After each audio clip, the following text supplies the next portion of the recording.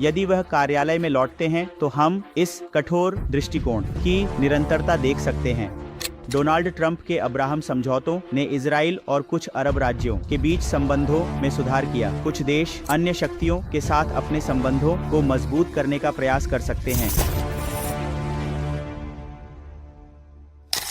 नमस्ते दोस्तों, आज हम एक ऐसे विषय में गोताखोरी कर रहे हैं जो सभी के मन में है। क्या होगा अगर डोनाल्ड ट्रंप अगले अमेरिका के राष्ट्रपति बन जाते हैं? यह अंतर्राष्ट्रीय संबंधों की दुनिया को कैसे हिला सकता है? तैयार हो जाइए, क्योंकि हम एक रोमांचक सफर पर जाने वाले हैं।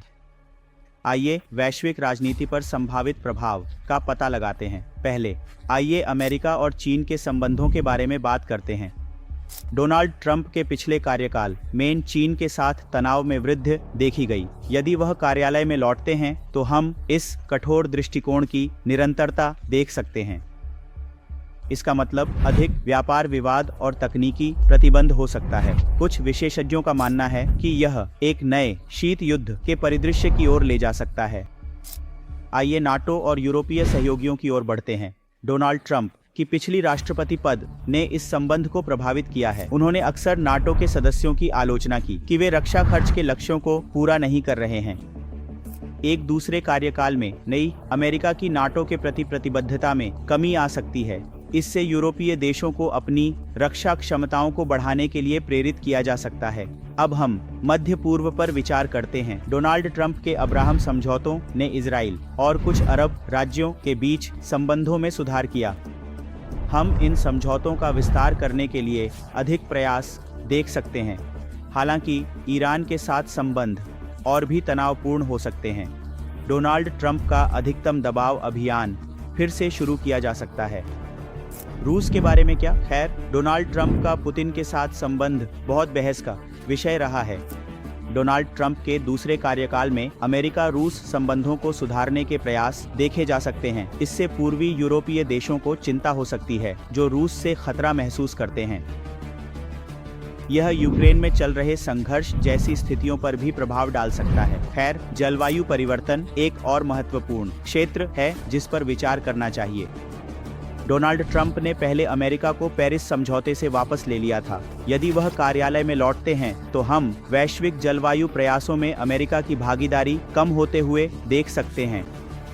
यह पर्यावरणीय मुद्दों पर अंतर्राष्ट्रीय सहयोग को महत्वपूर्ण रूप से प्रभावित कर सकता है। चलिए अंतर्राष्ट्रीय संगठनों के बारे में बात करते हैं। डोनाल्ड ट्रंप की अमेरिका फर्स्ट नीति अक्सर बहुपक्षीय संस्थानों के साथ टकराती है।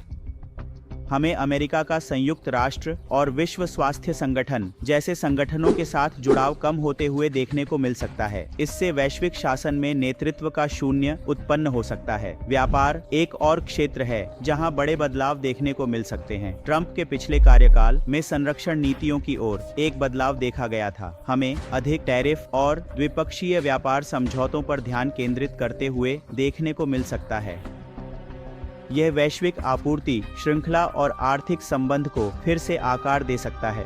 अब प्रवासन के बारे में क्या? डोनाल्ड ट्रंप की सख्त प्रवासन नीतियां उनके पिछले कार्यकाल की एक विशेषता थीं। हमें अधिक प्रतिबंधात्मक सीमा नियंत्रण और वीजा नीतियों की एक सीमा देखने को मिल सकती है। यह अंतर्राष्ट्रीय छात्र विनिमय और कुशल श्रमिक प्रवासन पर प्रभाव डाल सकता है।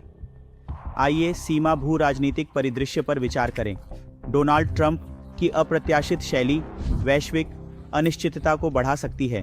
कुछ देश चीन या रूस जैसे अन्य शक्तियों के साथ अपने संबंधों को मजबूत करने का प्रयास कर सकते हैं।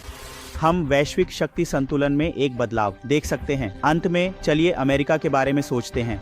Soft power. डोनाल्ड ट्रंप का अमेरिका फर्स्ट दृष्टिकोण अमेरिका की वैश्विक भागीदारी को कम कर देता था। एक दूसरा कार्यकाल अमेरिका की संस्कृति और कूटनीतिक प्रभाव को और कम कर सकता है। यह अन्य देशों के लिए अपने वैश्विक नियंत्रण को बढ़ाने के अवसर पैदा कर सकता है। तो आप इन संभावित परिवर्तनों के बारे में क्या सोचते हैं? ये आपके देश या क्षेत्र को कैसे प्रभावित कर सकते हैं? नीचे टिप्पणी में अपने विचार साझा करें। अगर आपको ये वीडियो जानकारीपूर्ण लगा हो तो इसे लाइक करना न भूलें और अधिक भू राजनीतिक विश्लेषण के लिए उस सब्सक्राइब बटन को दबाएं। देखने के लिए धन्यवाद और मैं आपको अगले वीडियो में मिलूंगा।